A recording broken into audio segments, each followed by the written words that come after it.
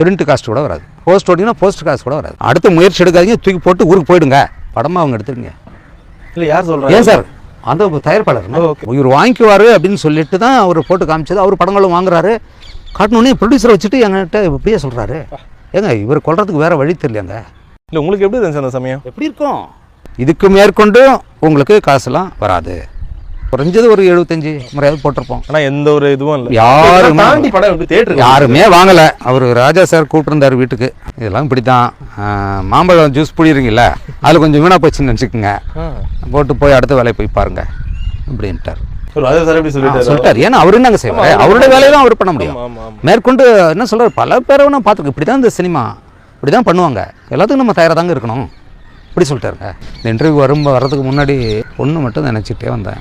இந்த அழகி படம் எடுத்ததுக்காக மிகப்பெரிய குற்றவாளியான என்ன 20 ஆண்டுகள் முடிஞ்சு போச்சுன்னு என்ன ஏதோ மக்களும் கொண்டாடுறாங்க, இன்னும் மனசில் இருக்குது. நீங்களும் ஒரு நிகழ்வு கூப்பிட்டீங்க. ஆனால் எல்லார்ட்டையும் போட்டு காமிச்சு யாரும் வாங்காமல் சேரன் ஆஃபீஸில் சேரனாவது ஏதோ முயற்சி செய்கிறான், ஏதோ பண்ணிடலாண்டா அது பண்ணலாண்டான்னு ஏதோ போட்டு பண்ணி பார்க்குறான், யாரும் இல்லை. அப்போ ஒரு 1:30 மணி இருக்கும் இரவு. கார் ப்ரொடியூசர் வந்தார். 2 பேர் காரில் வந்து ஒரு இடத்துல நிறுத்திட்டார்.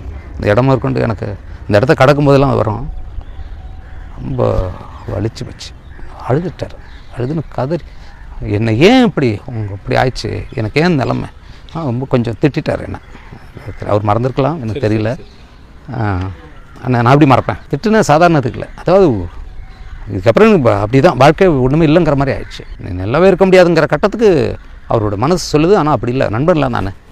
ஏன்னா அவரு கஷ்டப்படுறாருங்க.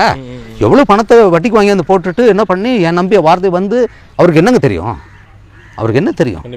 அப்போ அவருடைய இது சரி என்ன பண்ணும்போது ஆனாங்க அப்படி சொன்னவர் இது உங்கள் எதிர்காலம் இதுக்குள்ளே இருக்குது, ஆனால் நான் ரிலீஸ் பண்ணுறேன். அவரே ஓன் ரிலீஸ் அப்படி தான் பண்ணார்.